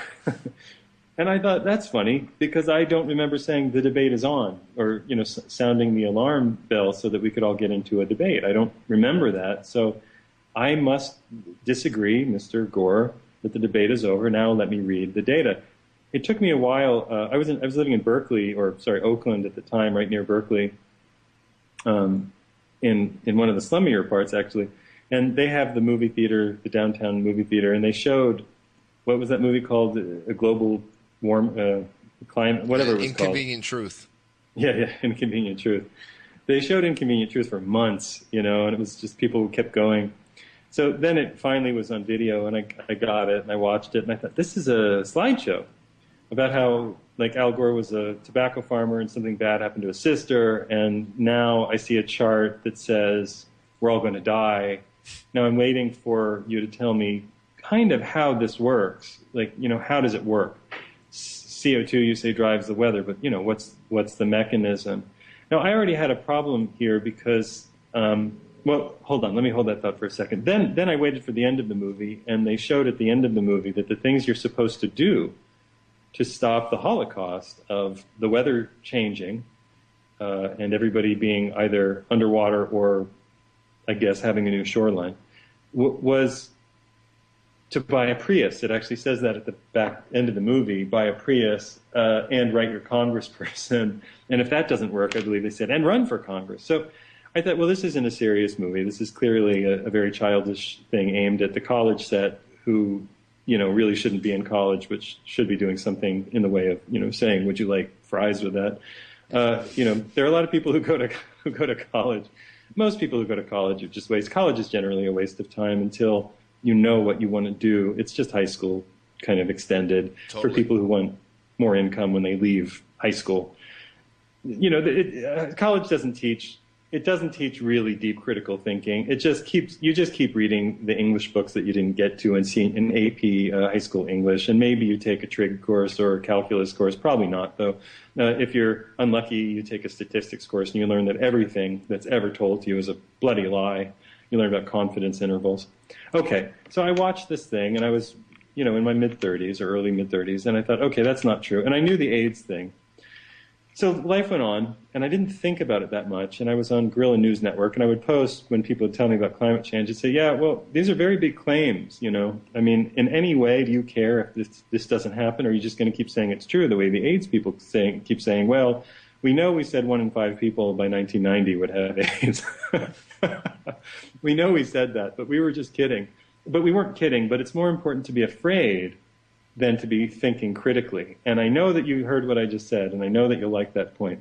The point of a lot of these big sciences is they want to value you at being more, they want to make sure that you feel that it's more important to be terrified and on their side, to in other words, bet conservatively on their side, which is actually not the conservative side. It's the outlandishly insane side, than to think critically, as though thinking critically about what an HIV test does or what a vaccine does or whether CO2 actually does force climate, the way they talk about it, is more dangerous than simply accepting. And you know that their answer is that it's more dangerous to ask a question than to simply accept. At that point, you know you're dealing with fascists. So the first thing I understood about the global warming people were that they were fascists. I didn't have to know anything about the metabolic rate of the Earth before understanding that their method was fascistic and, I should say, quite imperial. You know, they were in charge and we were the servants. Now, I've seen this before in many, many fields. I'm going to see if the camera will go back on. I've seen this before over and over again in different fields. And I'd come upon it in astronomy. And astronomy actually led me to understand what was wrong with the climate model. I think otherwise it's too hard because they change their minds all the time. You know, CO2 was the direct cause of climate change until CO2 surpassed 400 parts per million, at which point it no longer really related to any temperature change that they saw. There was also a very long pause in global warming. Depending on who you ask, the pause is either over or it is not. The websites that promote global warming speak in the language of the fascist. If you don't believe them, you're a denier and a denialist. Now, you're not a critical thinker trying to understand. Now, we forgot to ask the question, the most important question. Nobody comes up to you and says the most important question when they're talking about climate change. Do you know what it is? What's that? What is climate? Big honking question. I've never even asked. Thought of asking what is climate. No, you know, Voltaire, one of my favorite characters of history and a good writer, would say that if you're going to talk with me, if you're going to argue with me, you have to define your terms. If you don't define the terms of the argument, it's so easy to get lost in, well, all the things that happen, sliding goalposts and all that kind of ad hominems or other logical fallacies. Which is to say that we're easily deceived. You know, which walnut shell is the pea under? Well, doesn't matter after a while. You know, we don't define our terms. We don't know what we're talking about. What is climate? Why is there climate? Why do tornadoes have 100-mile-per-hour winds that get up to 300 miles per hour in the biggest tornadoes? Why? Why is there lightning? Really? The most elemental question you can ask about weather, something that we all take for granted in the world that's big and exciting. Why is there lightning? I think that if we can't answer the question, why are there tornadoes and why is there lightning, we cannot make any long-term projections about weather based on a molecule that makes plants grow. Plants need CO2 and they need oxygen. CO2 is not the enemy of plant life. I think it was a recent NASA something or other saying the Earth was definitely greener since the CO2 was increasing, which would be a stop measure because plants then produce oxygen and absorb CO2. So you'd think that would be a good thing. That's all right. That's what I remember learning back in elementary school. That if you look at our world's rainforests and everything else, they are the lungs of the Earth, where they absorb CO2 and they give us oxygen. And that's why when I first started hearing this stuff, coming on the rise and getting a little bit more militaristic with the way it was being promoted, I was saying to myself, did nature change? I don't understand what the hell's going on here. Right, and the problem is, I'm not pro-industry.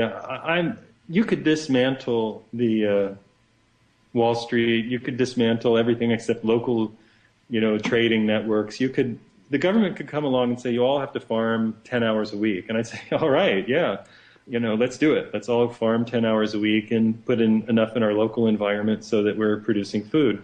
So I'm really not the problem. I owned a car once. I drove it 3 times. I owned it for 6 months. I'm always Mr. Public Transportation bicycle. I'm on my feet all the time.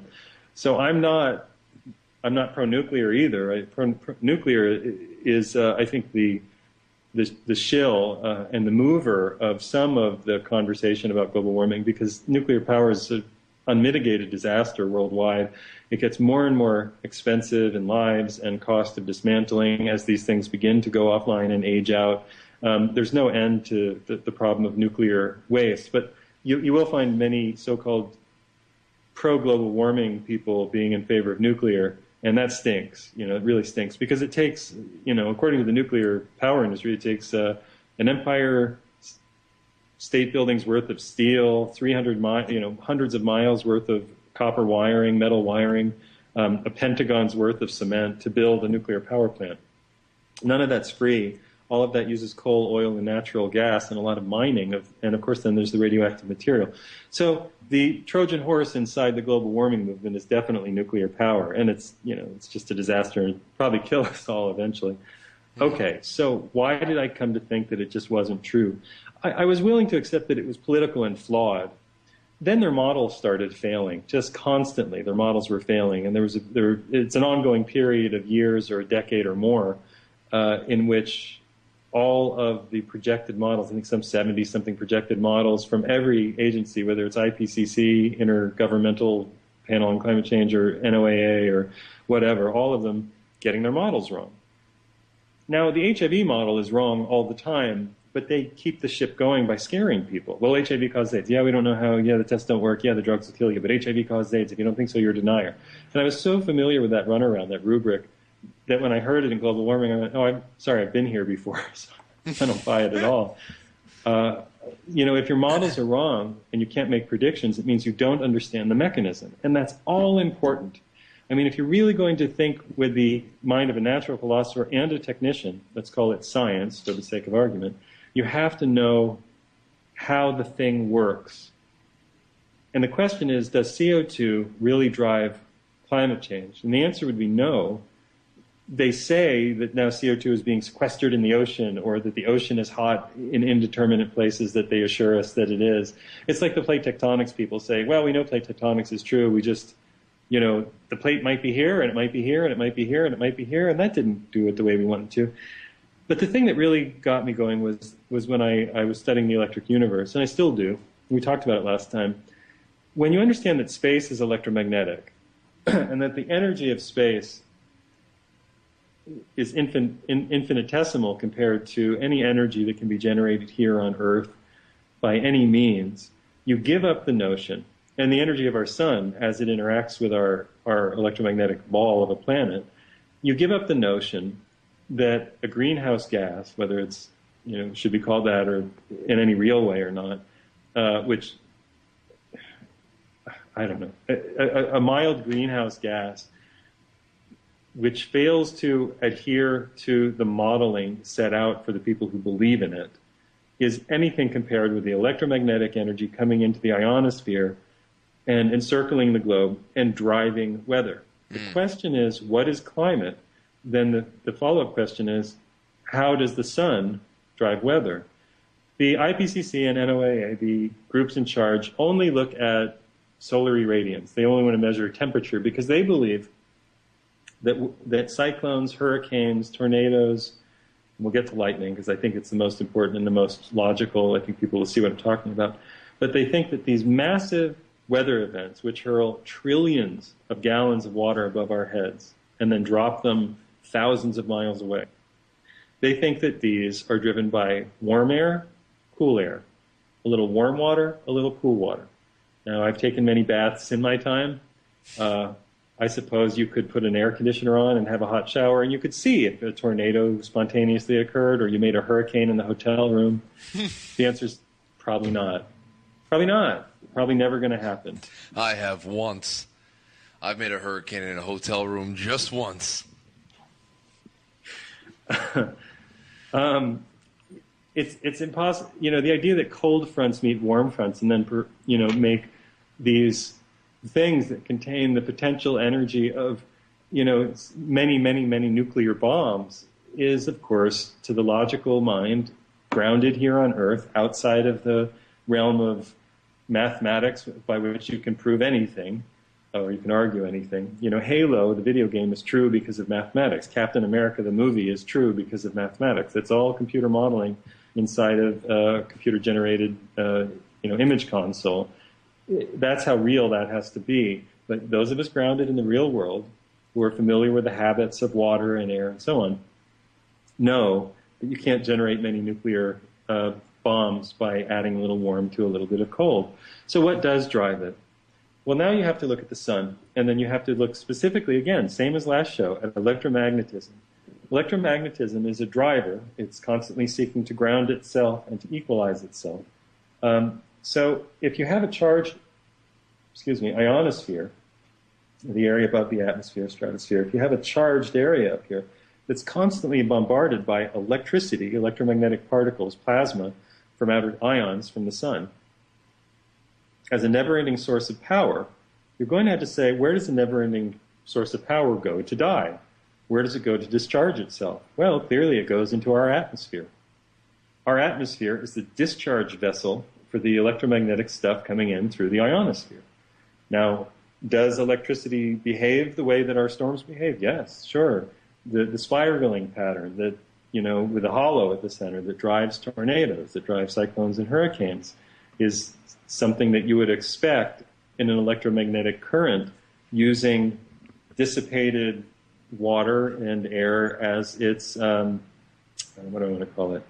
It's like Don Scott calls it a leaky capacitor. So you have a capacitor. You have charge running this way, left to right on the bottom. You have charge running this way, right to left on top. The differential charges. Now, if they get close to each other, they'll try to equalize and spark to each other. So you have to have an insulating layer in between. That insulating layer is the air. The air is a very bad insulator. I mean, it's pretty good in the sense that we're not constantly being, bombarded by stuff from outer space. But that's the magnetosphere, really.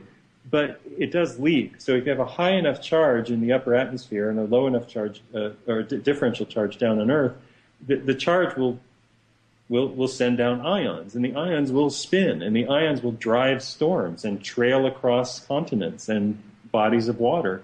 Bodies of water are the favorite because they're the most receptive to a charge coming in from outer space. Water is a much better conductor, so you'll have more of those things being massive on the water, and you'll have tightly spiraled ones, tornadoes, on the land. So you're seeing the same kind of electromagnetic charge dissipating itself in our atmosphere. People have seen, that's why tornadoes can take a piece of straw and embolden it to be driven into a telephone pole.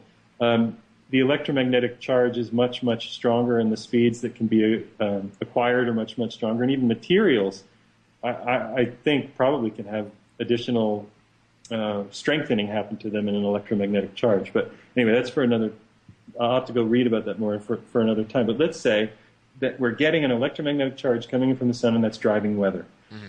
If we think that weather is, and you could test that. You could say, are there planets that don't have our atmosphere but still have tornadoes?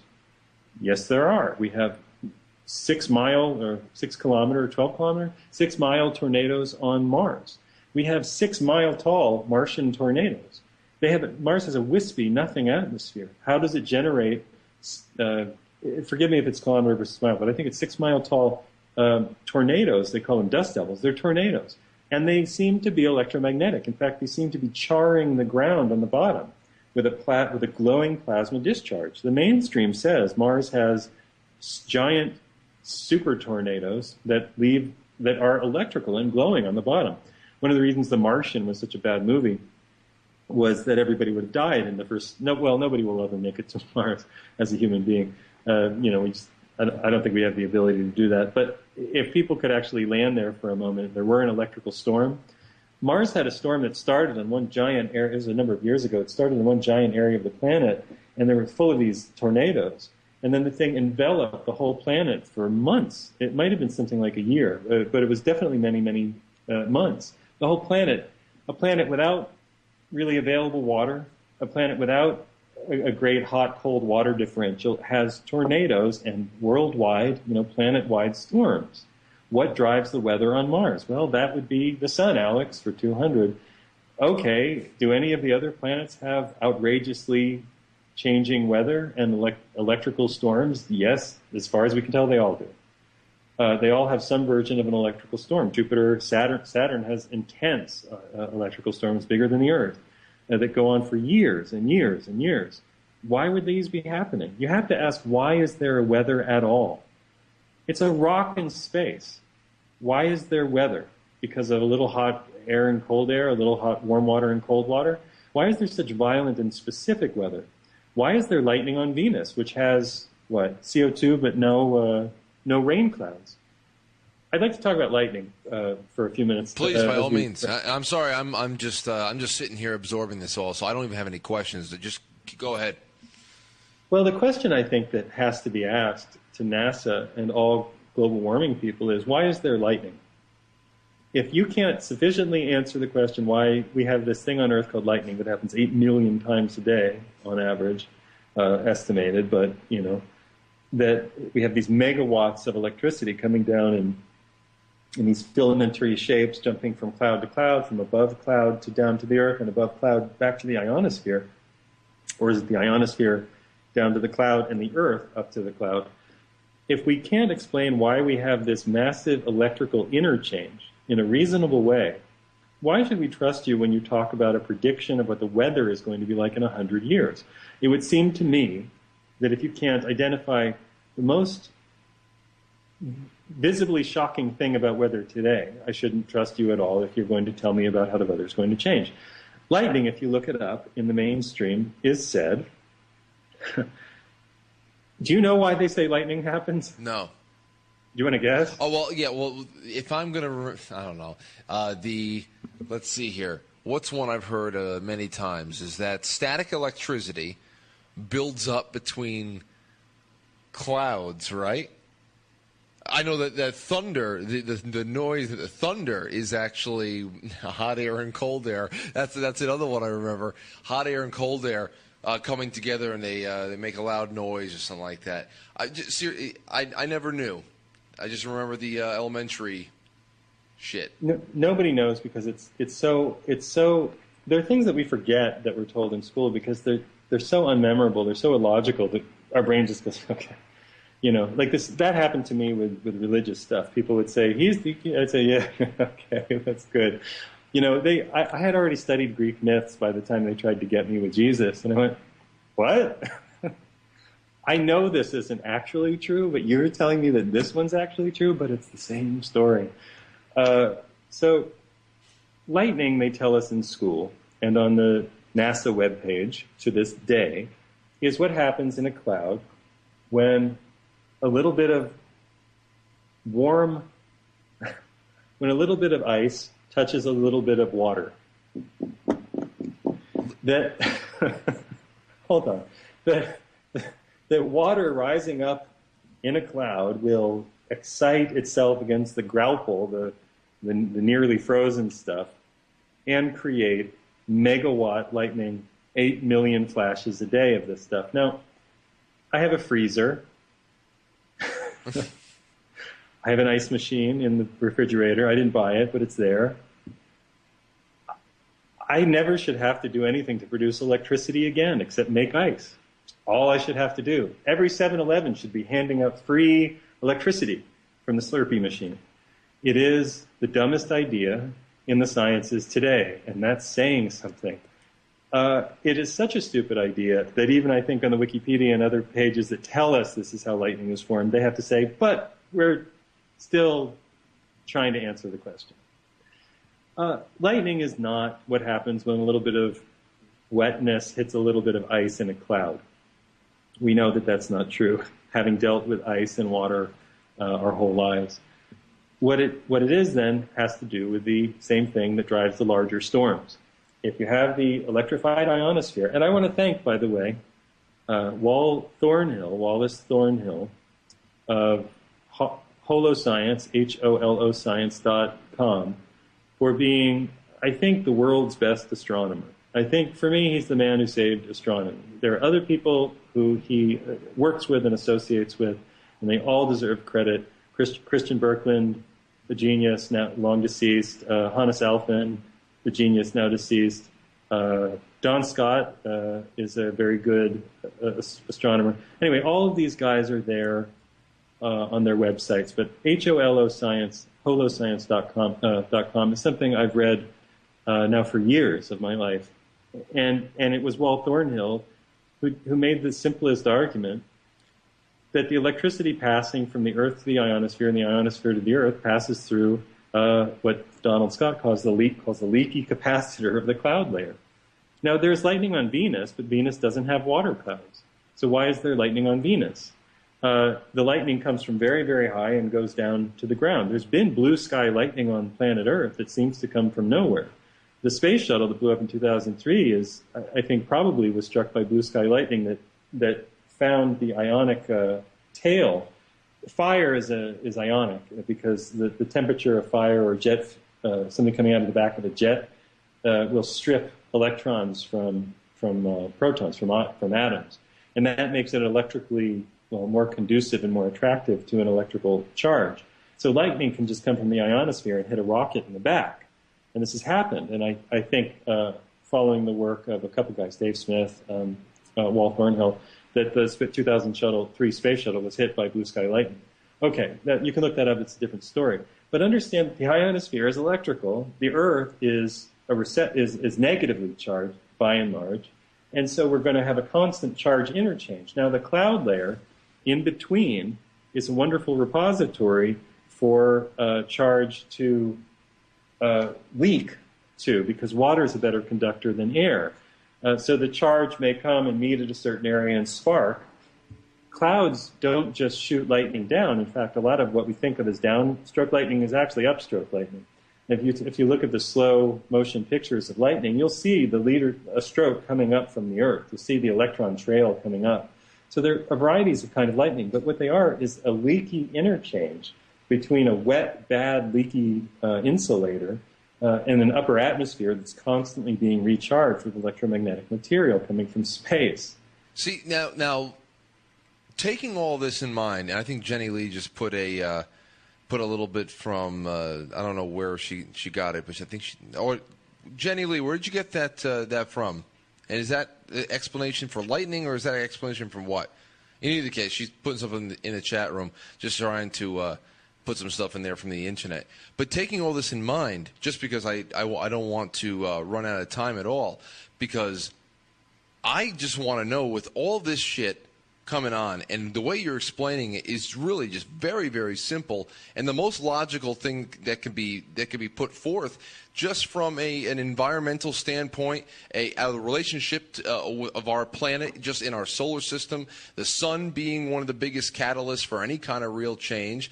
And I can see how that constant bombardment that the Earth takes would be the greatest factor in how anything else happens here, and not so much, a couple of plastic bags or anything else would really go and doom us. What I really want to know, and what I know a lot of my friends who look at this stuff and are skeptical of it and really want some answers, the scary thing to me is, and I want to know if you've contemplated this at all, what is the end game? If you're selling this in a fascistic way and you're putting forth this pseudoscience and it's being led